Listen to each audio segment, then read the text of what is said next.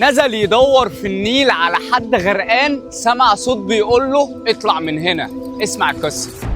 قصص الخميس وما أدراك ما قصص الخميس، خصوصا لما تكون عن النيل وبطولة كابتن مصطفى كساب. قبل ما نبتدي قصتنا أحب أفكركم بالتصويت ليا في مسابقة أفضل صانع محتوى، فصوتك هيفرق معايا، واللينك في كل مكان، في الستوري والتعليقات وفي البايو. بصراحة بقيت نفسي أكسب بسبب حماس الناس إن أكسب. نرجع لقصتنا، بس أحب أقول لك اللي بيخاف يطلع بره. كابتن مصطفى كساب بيحكي ويقول يجي البلاغ ونتولى عملية بحث عن شاب غرق. لا ده اتخطف واتلف بسجادة واترمى في النيل، وكل غواص كان ينزل يطلع يقول لك انا مش هنزل المكان ده تاني. المهم حضرت نفسي وتقلت اوزان ومعايا الحجر اللي مربوط بحبل الاشارة مع كابتن الدولار على المركب، واول مرة في حياتي انزل في مكان في النيل وقلبي يبقى مقبوض واحس برهبة. انا في العادي مش بنزل ببدلة على امل اني وانا ماشي المس الغريق، لاني ممكن يكون جنبك وانت مش شايفه، والدنيا ظلام في ظلام ويا ريتها محتاجه كشاف. لا دي رواسب الطمي، يعني 1000 كشاف مش هينور. وفجاه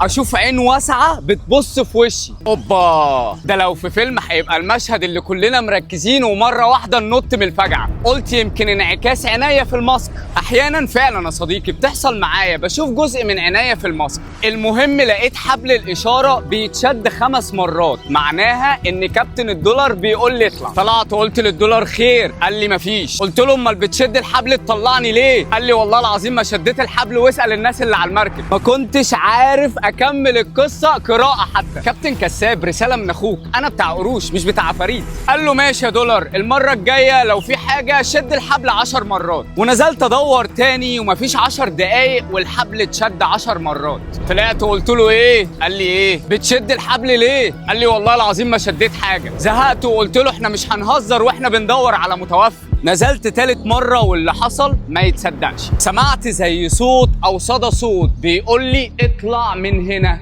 اطلع من هنا، وحسيت بصداع رهيب. قلت يمكن اعراض سكر اعماق. انا برضو طلعت ونزلت كتير، فاستعذت بالله من الشيطان الرجيم وقلت انا مش هكمل الغطسه دي. ويا دوب طلعت على السطح وانفجار في معداتي من ناحيه فتحه التانك، وهي على ظهري. بس الحمد لله الدولار لحق وقفل التانك. خلصت كده؟ لا، الدولار قال لك انا هنزل يا باشا، انا لها. نزل ومفيش 5 دقايق طلع وبيقول له بتشد الحبل ليه؟ كساب قال له والله اسال الناس ما شدتش حاجه. قال له طب بص سيب الحبل خالص، تابع معايا بالمركب بالبابلز اللي طالع، الفقاعات يعني. ومفيش 10 دقايق طلع مفزوع ومش راضي يتكلم. بصيت وقلت له سمعت ايه تحت؟ بص لي وبرق وقال لي عرفت منين؟ قال له اصل انا سمعت قبلك.